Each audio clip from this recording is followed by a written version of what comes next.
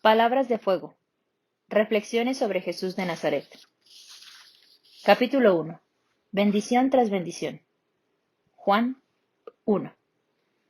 En el principio ya existía la palabra, y la palabra estaba con Dios, y la palabra era Dios. Por medio de él todas las cosas fueron creadas. Sin él, nada de lo creado llegó a existir. En él estaba la vida, y la vida era la luz de los hombres. Esta luz brilla en las tinieblas, y las tinieblas no han podido apagarla. Hubo un hombre enviado por Dios, cuyo nombre era Juan. Este vino como testigo para dar testimonio de la luz, para que todos creyeran en él. Él no era la luz, sino quien diera testimonio de la luz. Vino a su propio mundo, y los suyos no lo recibieron. Pero a quienes lo recibieron, a los que creen en su nombre, les concedió el privilegio de llegar a ser hijos de Dios. Y en la palabra se hizo carne, y habitó entre nosotros, y hemos visto su gloria, la gloria que corresponde al Hijo único del Padre, lleno de gracia y de verdad. De su plenitud, todos hemos recibido gracia sobre gracia, porque la ley fue dada por medio de Moisés. La gracia y la verdad nos han llegado por medio de Jesucristo. Voy a hablar sobre Cristo, pero no sobre el cristianismo. El cristianismo no tiene nada que ver con Cristo. De hecho, el cristianismo es anticristo. Al igual que el budismo es anti-Buda y el jainismo es anti-Mahavira. Cristo tiene algo en él que no se puede organizar. Su naturaleza misma es rebelión y la rebelión no se puede organizar. En el momento en que la organizas, la matas. Y entonces el cadáver permanece. Puedes adorarla, pero no puedes ser transformado por ella. Puedes llevar la carga durante varios siglos, pero solo te agobiará y no te liberará. Por eso, que sea absolutamente claro desde el principio. Estoy a favor de Cristo, pero ni siquiera una pequeña parte de mí es para el cristianismo. Si quieres a Cristo, tienes que ir más allá del cristianismo. Pero si te aferras demasiado al cristianismo, no serás capaz de entender a Cristo. Cristo está más allá de todas las iglesias. Cristo es el principio mismo de la religión. En Cristo, todas las aspiraciones de la humanidad se cumplen. Él es una síntesis poco común. Normalmente, un ser humano vive en agonía, angustia, ansiedad, dolor y miseria. Si miras a Krishna, él se ha trasladado a la otra polaridad. Vive en éxtasis. No hay en él menor rasgo de agonía. La angustia ha desaparecido. Puedes amarlo, puedes bailar con él por un tiempo, pero el puente se perderá. Tú estás en agonía y él está en éxtasis. ¿Dónde está el puente? Un Buda ha ido aún más lejos. Él no está en la agonía ni en el éxtasis. Es absolutamente tranquilo y calmado. Está tan lejos que, aunque puedas mirarlo, no puedes creer lo que es. Se ve como un mito, tal vez como un cumplimiento de un deseo de la humanidad. ¿Cómo puede semejante hombre caminar sobre esta tierra y trascender toda agonía y éxtasis? Él va demasiado lejos. Jesús es la culminación de toda aspiración. Está en agonía al igual que tú y que todo ser humano que nace. En agonía en la cruz. Él está en éxtasis que Krishna logra a veces. Él celebra, es una canción, un baile, y también es trascendencia. Hay momentos cuando estás más y más cerca de él, cuando ves que su ser más interior no es ni la cruz ni su celebración, sino la trascendencia. Esa es la belleza de Cristo, que existe un puente.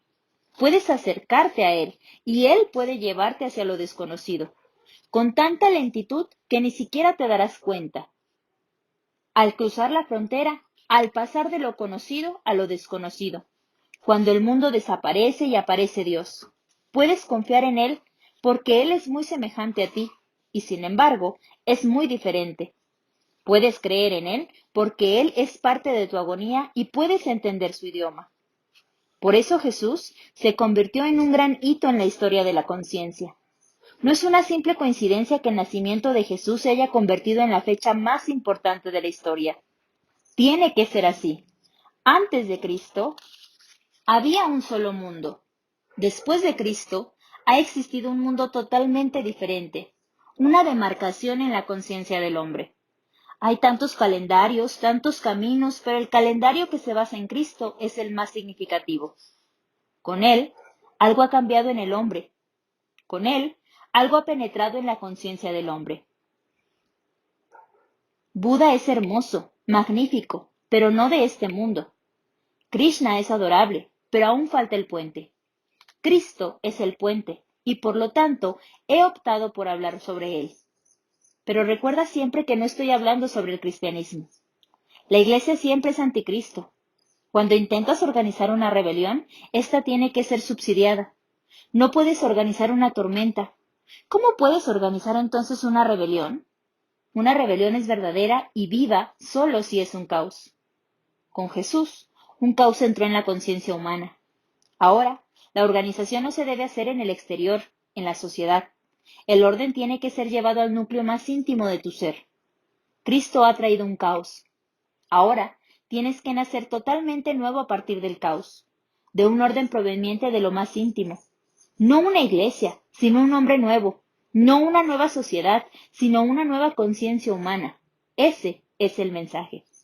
Y estas palabras del Evangelio de San Juan, debes haberlas oído tantas veces.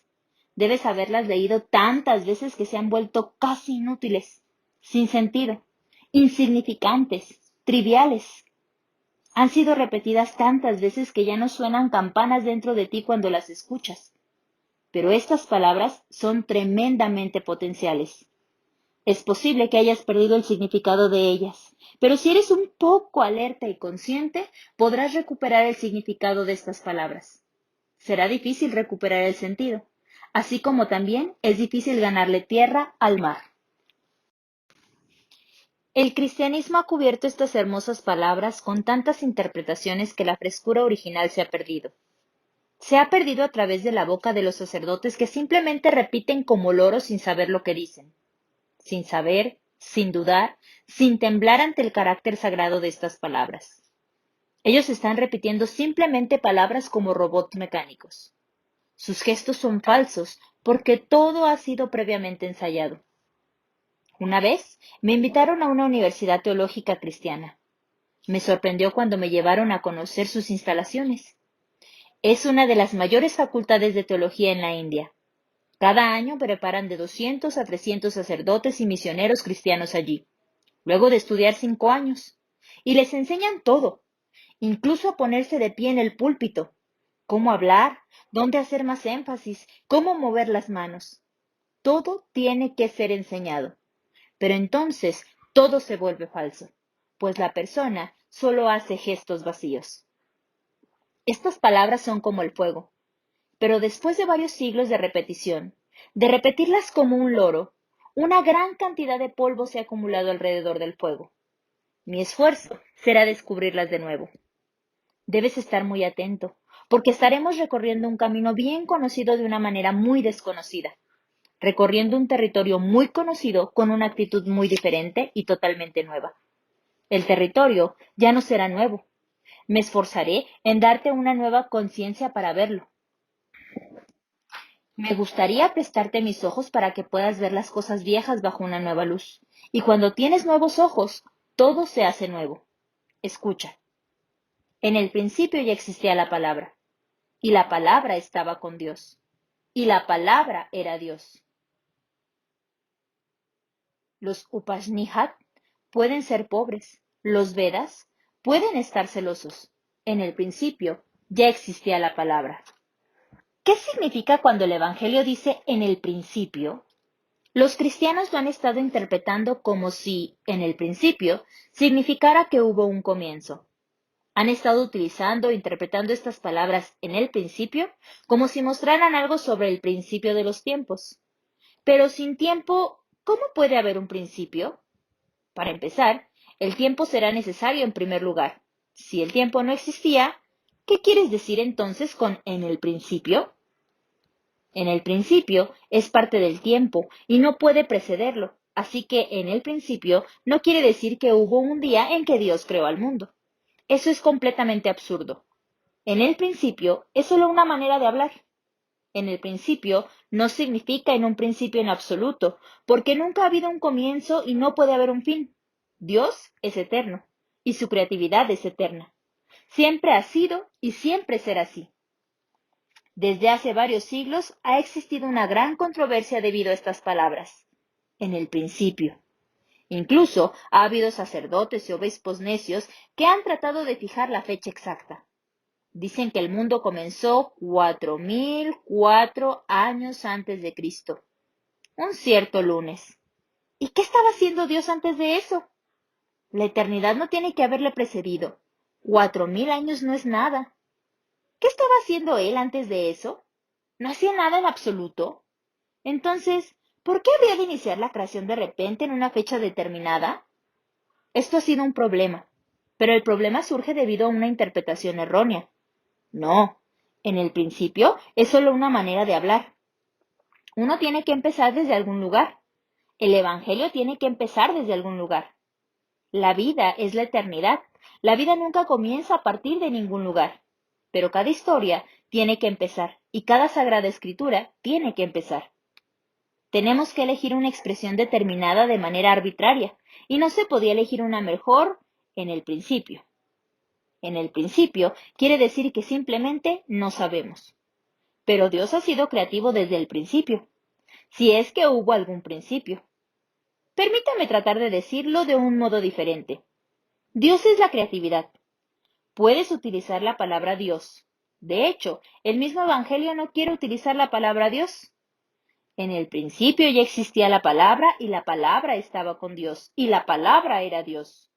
En el principio era la palabra. ¿De qué palabra estás hablando? ¿Cuál es esta palabra? ¿Alguien que ha conocido la verdad sabe bien que el nombre de Dios es inútil? Pues no hay ningún nombre ni definición y todas las palabras son pequeñas, no pueden contener el todo. La palabra es simplemente una forma de señalar lo innombrable, lo desconocido. En el principio ya existía la palabra. Los judíos precedieron a Jesús y Jesús fue la culminación misma de ellos. El espíritu judaico alcanzó su plenitud en Jesús. Por supuesto que ellos negaron a Jesús, pero esa es otra historia. A veces sucede que alguno de ustedes alcanza el logro de todo un pueblo, pero el logro es tan inmenso y tan grande, y ustedes están tan debajo que no lo pueden creer y entonces tienen que negarlo. Cristo se elevó muy alto. Los judíos llevaban varios siglos esperando a este hombre. Miren la ironía. Habían estado esperando varios siglos para que apareciera este hombre. Toda su esperanza estaba depositada en este hombre que transformaría sus vidas y traería el reino de Dios a la tierra. Y entonces este hombre apareció y ellos, que lo habían estado esperando, no podían creer, no podían confiar. ¿Qué pasó? Que ellos se volvieron muy adictos a la espera misma. Ahora bien, si este era el hombre, ¿qué harían ellos entonces? La espera se tiene que detener, tendrá que ser detenida. Y ellos habían esperado tanto tiempo. De hecho, la espera se había convertido en toda su actividad religiosa, esperando a que viniera el Hijo de Dios. Y ahora, de repente, este hombre está allá y dice, yo estoy aquí. Pero ellos prefieren aferrarse a la espera antes que ver a este hombre, porque verlo sería el fin. Y ahora no hay nada más que esperar. Desaparece el futuro, desaparece la esperanza, desaparece el deseo. Este hombre liquidará todas las esperanzas, todos los deseos, todo el futuro, y eso es demasiado. En él estaba la vida, y la vida era la luz de los hombres. Dios es la única existencia, el único ser, la única vida que hay, la única danza que hay, el único movimiento, la única energía que hay.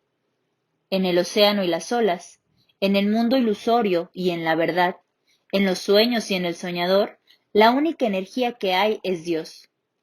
Todo es Él lo es todo. En Él estaba la vida y la vida era la luz de los hombres. Y cuando entiendas esto, que Él es la única vida, tu vida se iluminará y te llenarás de luz.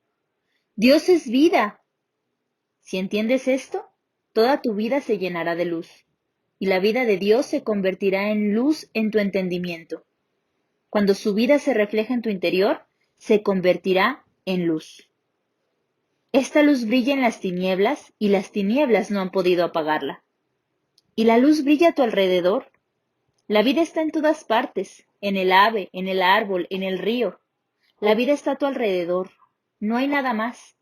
Estás viviendo en el océano de la vida, afuera y adentro, adentro y afuera. Solo la vida está burbujeando, una gran corriente de vida, y eres apenas como un pez en ella. Esta luz brilla en las tinieblas y las tinieblas no han podido apagarla. Pero tú no entiendes esto. Todavía estás identificado con la oscuridad. Todavía tienes los ojos cerrados. Eres ciego. Esto es algo hermoso de entender. Hubo un hombre enviado por Dios. Debe ser así. Estas son las parábolas que yo digo que deben ser así. Porque ¿cómo un hombre ha vivido en la oscuridad podía salir a la luz por sus propios medios? Sería necesario un Señor. Si tú duermes fácilmente, ¿cómo te despertarás? Parece imposible. Alguien que ya está despierto deberá sacarte de tu sueño, darte un tirón para que la aguja de la inconsciencia salga y tome una nueva ruta. Abres tus ojos un solo instante y miras. Hubo un hombre enviado por Dios cuyo nombre era Juan. A menos que Dios mismo vaya a hacerlo, parece casi imposible que puedas comprender qué es qué. Así todas las religiones del mundo. Los hindúes dicen Avatara. Ellos dicen, el hombre mismo es tan impotente que Dios tiene que descender. Avatara significa el descenso de Dios. Él tiene que venir a despertarte. Esto muestra simplemente que estás profundamente dormido y nada más. No que tengas que creer con fanatismo para que Dios descienda. Simplemente muestra que estás tan profundamente dormido que a menos que Dios baje, no parece haber ninguna posibilidad para ti. Y si a veces te despiertas, eso muestra simplemente que Dios debe haber llegado para despertarte. Hubo un hombre enviado por Dios, cuyo nombre era Juan. Este vino como testigo, para dar testimonio de la luz, para que todos creyeran por él. Estoy aquí. Si puedes verme, confiarás en cosas que no has podido percibir por tus propios medios. A través de mí podrás echarle un pequeño vistazo a lo que aún no es visible. Y Dios es lo invisible. Será necesario alguien que pueda ser un testigo, que pueda dar testimonio, que pueda decir, sí, lo conozco. Alguien que pueda resonar en tu interior, que pueda darte una prueba de que sí, Dios existe. Dios nunca puede ser tan solo una creencia, porque la creencia será impotente. Será intelectual, impetuosa, pero no te transformará.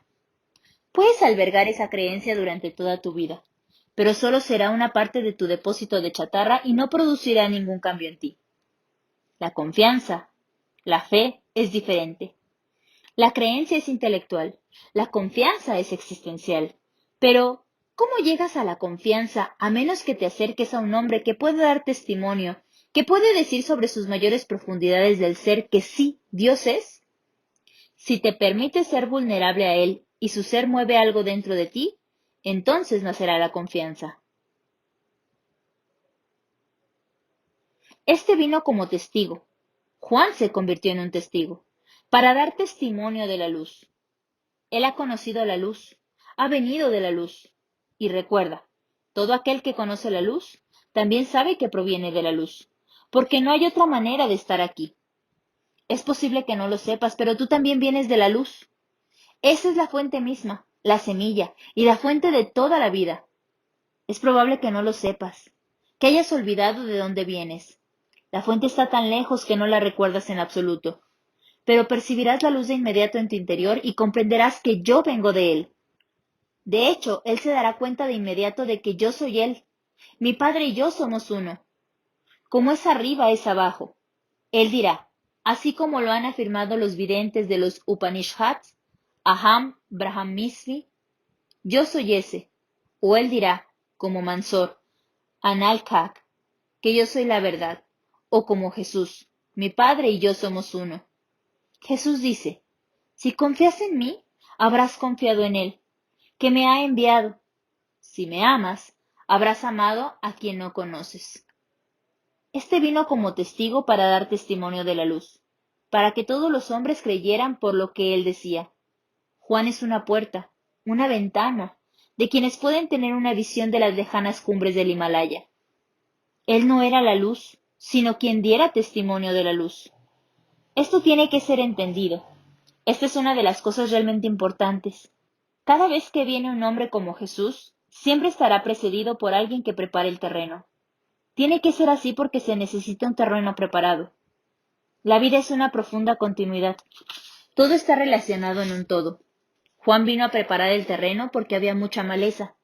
La hierba estaba creciendo, 1001 árboles poblaban toda la tierra. Tuvieron que ser derribados, quitar la maleza, y la tierra cambió. Solo entonces el jardinero pudo venir y sembrar las nuevas semillas. Cada vez que vive un hombre como Jesús, siempre es precedido. El Evangelio dice, Él no era la luz, sino quien diera testimonio de la luz, que había venido a preparar el terreno. Vino a su propio mundo y los suyos no lo recibieron. Él no vino a ayudar, Él vino a cumplir las aspiraciones de los siglos. Él vino a su propio mundo, pero los suyos no le recibieron. Esto es algo muy irónico que ha sucedido siempre. Jesús era judío de nacimiento, pero los judíos no lo aceptaron. Buda nació en la India, los hindúes no lo aceptaron. Así es como siempre ha sido. ¿Por qué? Porque cada vez que nace un hombre como Jesús o Buda, causa tanta rebelión que todo lo establecido se agita.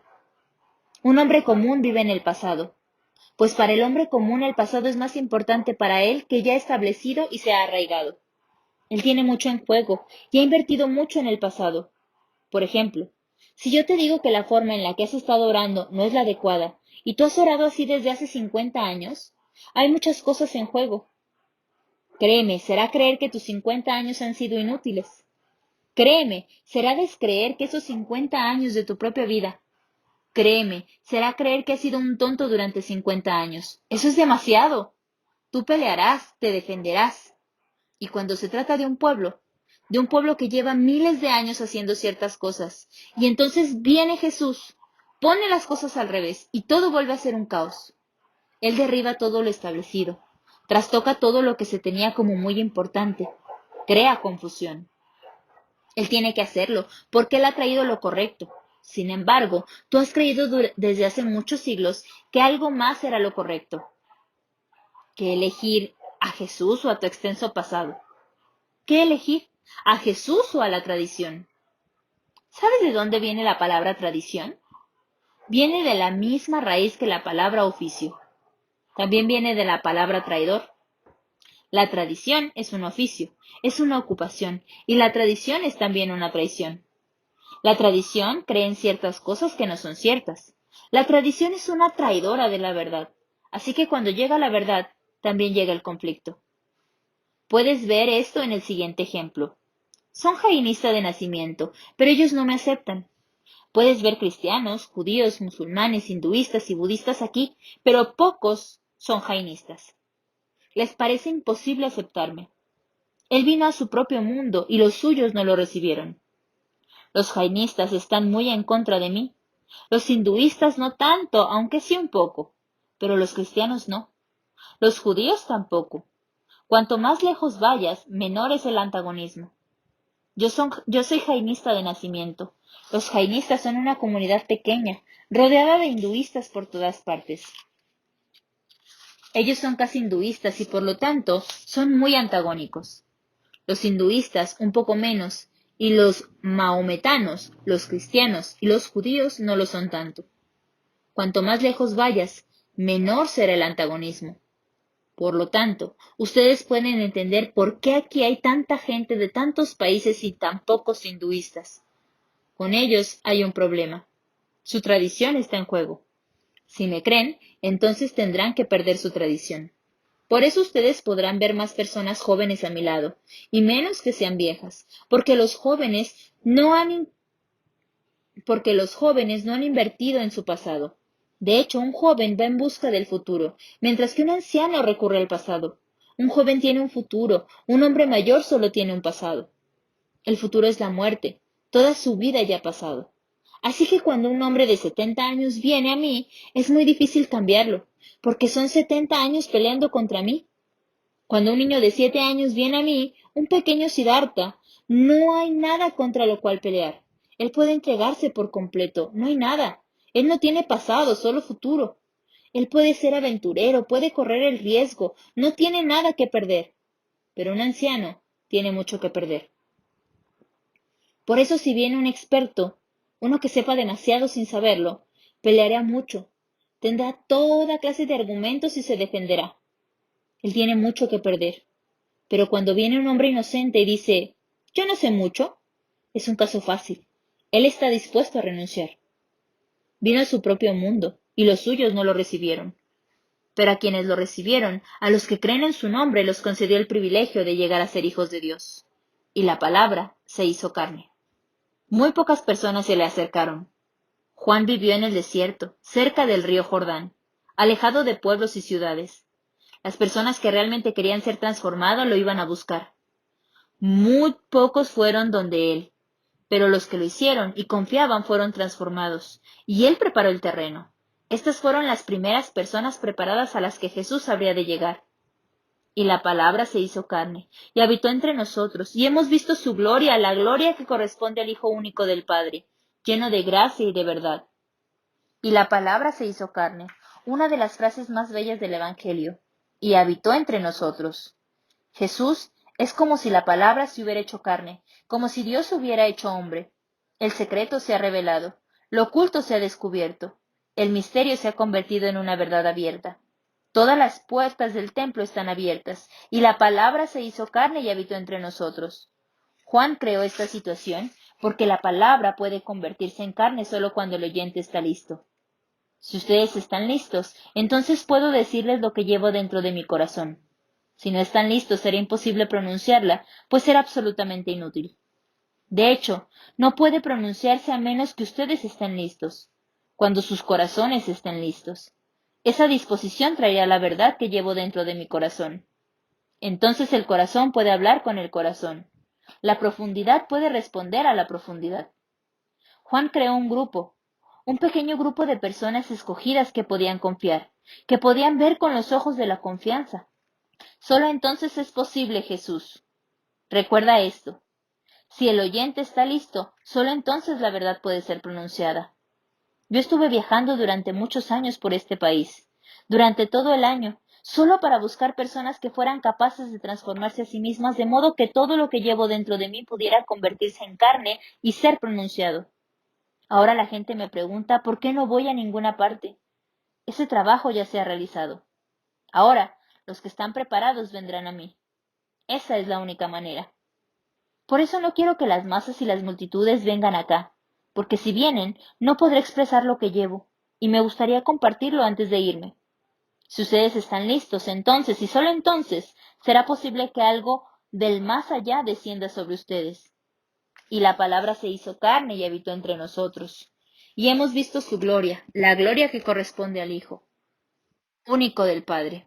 Esto es algo que realmente hay que entender, porque los cristianos lo han estado malinterpretando continuamente. Siguen diciendo que Cristo es el único Hijo de Dios. Sí, es cierto de una manera, pero no en la forma en la que lo dicen. Buda es también el Hijo único de Dios. Krishna es también el Hijo único de Dios. Recuerden que hago énfasis. El Hijo único de Dios. Y yo también soy el Hijo único de Dios, y ustedes también son los hijos únicos de Dios. ¿Por qué decir entonces hijo único si todos somos sus hijos? Entonces, ¿para qué decirlo? ¿Tiene alguna importancia? ¿Algún significado? Hay que decirlo. Es como esto.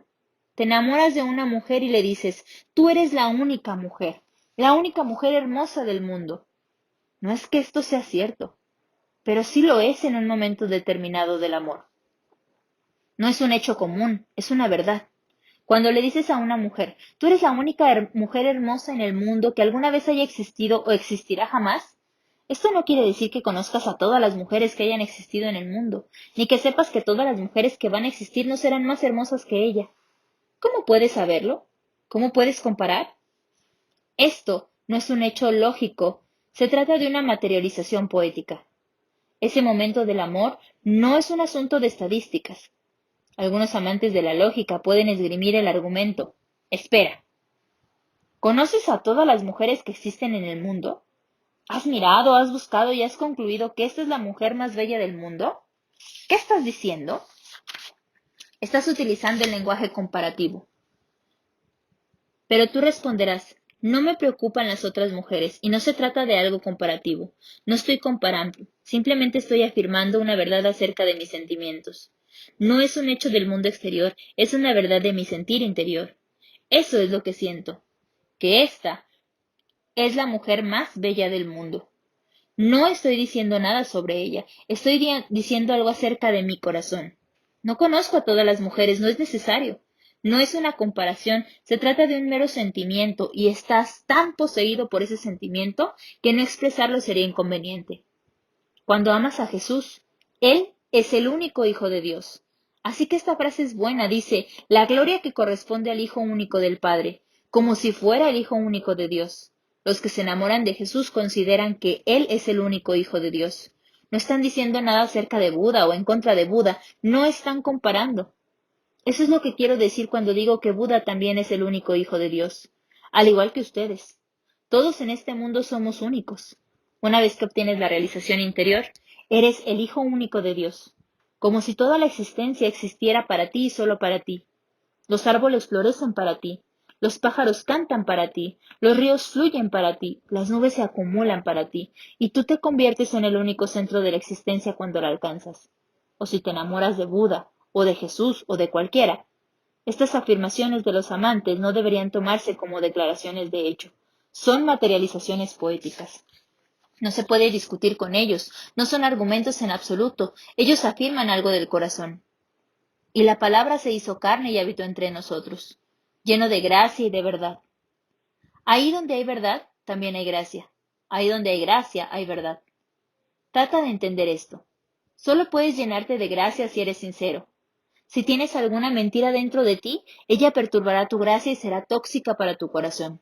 Porque esa mentira tiene que estar oculta y ser suprimida. No permitirás que nadie se entere de ella. No puede ser abierto, estará cerrado por la mentira. Si engañas, no podrás ser libre y fluido. Estarás atrapado en tu propio engaño. Así que no digo que las mentiras sean malas porque sean perjudiciales para los demás.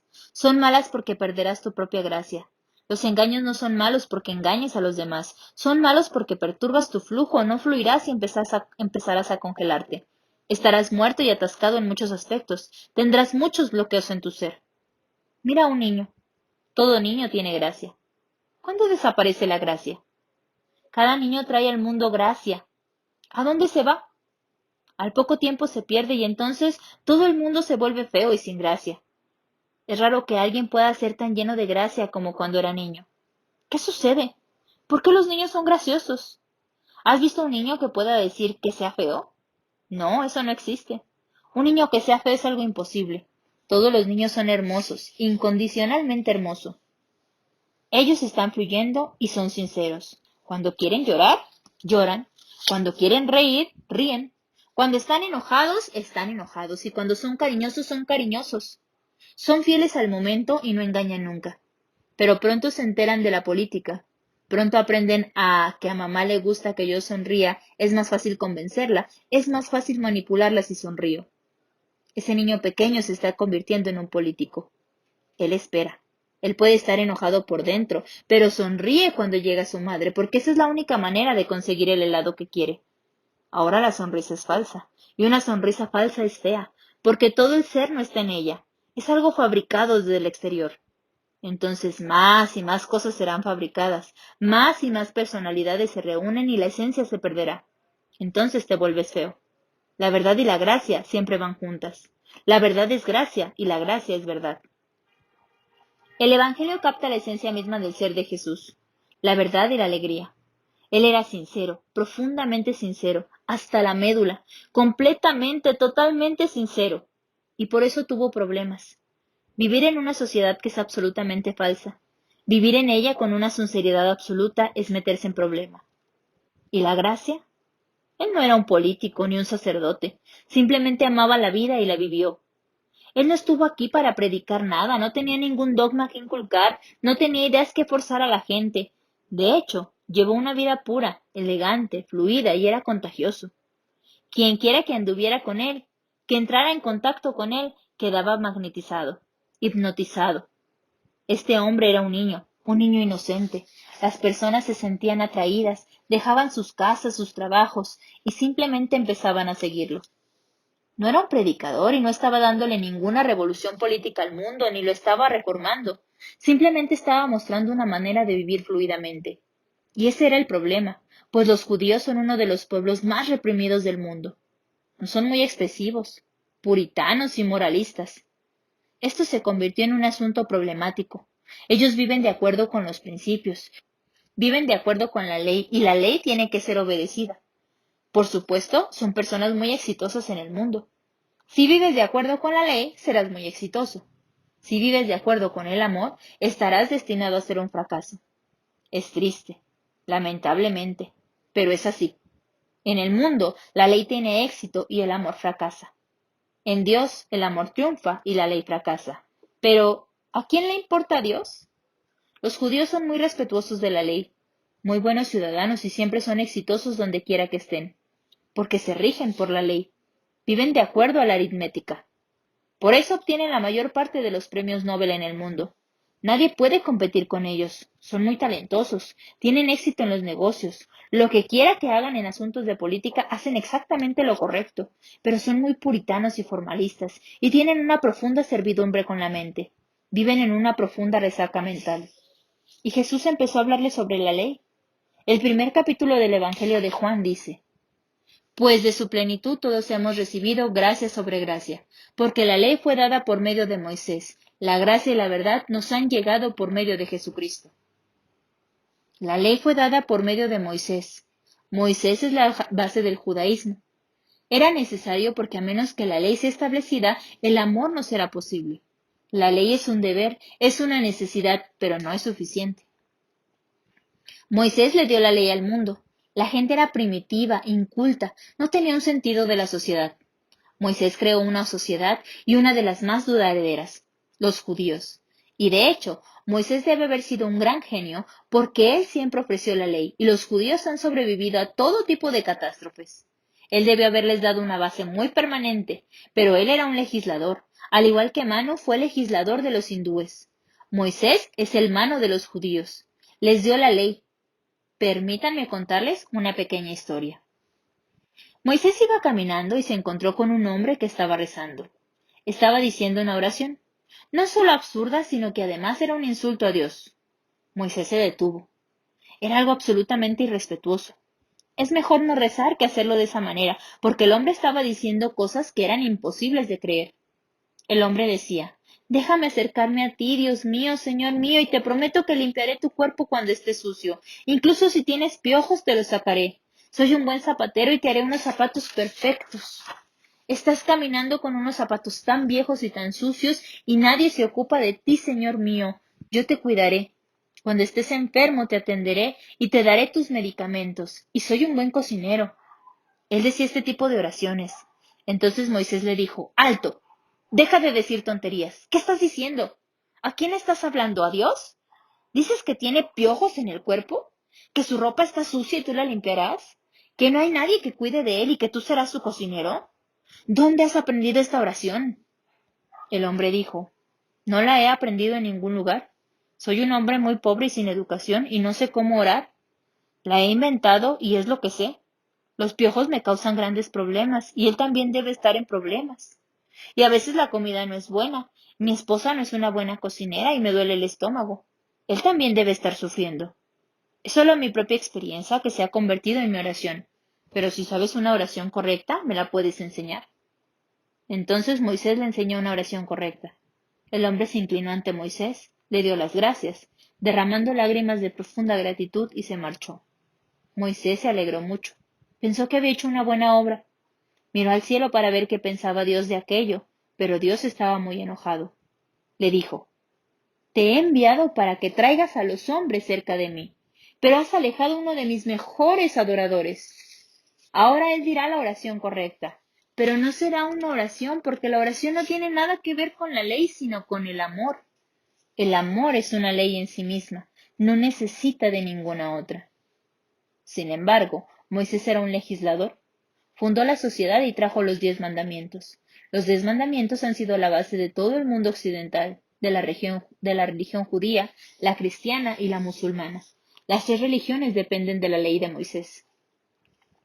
Así que todo el mundo ha conocido solo 2 legisladores, Oriente a Manu y Occidente a Moisés. Los hinduistas, los jainistas, los budistas han recibido la ley de Manu, y Moisés se las ha dado a los musulmanes, a los cristianos y a los judíos. Estos 2 legisladores han creado el mundo entero. Y debe haber algo en esto, pues ambos nombres comienzan con la letra M, Manu y Moisés. Luego viene Marx, que es la tercera M. ¿Quién le ha dado la ley a China y a Rusia? Estos son los 3 grandes legisladores. Porque la ley fue dada por medio de Moisés. La ley es para la sociedad el amor para el individuo. La ley es la forma de comportarse con los demás, el amor es la forma de comportarse consigo mismo. El amor es un florecimiento interior, la ley es un comportamiento exterior. Vivimos con las personas y tenemos que ser respetuosos de la ley, pero eso no es suficiente. Es algo bueno, pero no lo suficiente. Si una persona es simplemente respetuosa de la ley, estará muerta. Será un buen ciudadano, pero estará muerto. La ley puede ser el fundamento de la sociedad, pero no puede ser el edificio mismo. Puedes vivir según la ley, pero no puedes vivir en ella. No hay espacio para eso. Para ello se necesita amor. Jesús fue el cumplimiento de Moisés. Lo que Moisés comenzó, Jesús lo estaba terminando, pero los judíos lo negaron. Lo que Manu comenzó, el Buda lo estaba terminando, pero los hindúes lo negaron. Marx todavía necesita un Buda o un Jesús en el mundo. Algún día vendrá, pero los comunistas lo negarán. El amor va en contra de la ley, pues las personas se han orientado en dirección a la ley. De hecho, solo la ley es necesaria para que el amor pueda ser posible. La ley es necesaria para que las personas puedan vivir en paz y amor. La ley no es un fin en sí misma, sino un medio. El amor es el fin, pero cuando la gente se vuelve muy respetuosa de la ley, entonces el amor parece ser ilegal. Las personas comienzan a tenerle al amor, porque, ¿quién sabe? Creen que están tomando un camino peligroso. El amor es loco, la ley es calculadora. La ley es confiable, pues la sociedad puede decidir a partir de ella, pero el amor no es confiable. ¿Quién decidirá? El amor no conoce las reglas, no es aritmética sino poesía. El amor es peligroso, el amor es siempre salvaje y la ley es social. Recuerden estos. Sean respetuosos de la ley, pero no se queden ahí. De lo contrario, habrán vivido en vano. De hecho, no habrán vivido. Sean respetuosos de la ley, porque tendrán problemas si no lo son. Hay que estar integrados en la sociedad, hay que seguir ciertas reglas, pero solo son reglas y no tienen nada que sea definitivo y no hay nada de Dios en ella. Permítanme decirles esto. Los 10 mandamientos fueron creados por Moisés, no por Dios. Eso no puede ser. Los 10 mandamientos son las reglas humanas del juego. No robarás, porque la propiedad es individual. Pero si el juego cambia y las propiedades pasan a ser propiedad social, entonces no robarás no será una ley. O si algún día el mundo se vuelve realmente rico, habrá tantas cosas que nadie robará, porque robar es posible solo si hay pobreza. La gente es pobre y tiene hambre, entonces roba. Pero si la sociedad es rica, tal como lo será algún día, y hay demasiadas cosas, todo lo que necesitas, y hay más cosas disponibles, ¿quién será un ladrón? Entonces el mandamiento desaparecerá. No habrá ninguna necesidad de él. Los 10 mandamientos son sociales. Moisés trae la ley. Jesús trae la verdad, la gracia y el amor. El amor es de Dios, la ley es de la mente. El amor es de Dios, la ley es del hombre. Y con el amor viene la gracia y la verdad. Recuerden esto, porque entender a Jesús es entender el fenómeno del amor. Entender a Jesús es entender las complejidades de la gracia. Entender a Jesús es entender la verdad. Recuerden, si pueden entender la verdad los librará. Y no hay otra liberación. Es todo por hoy.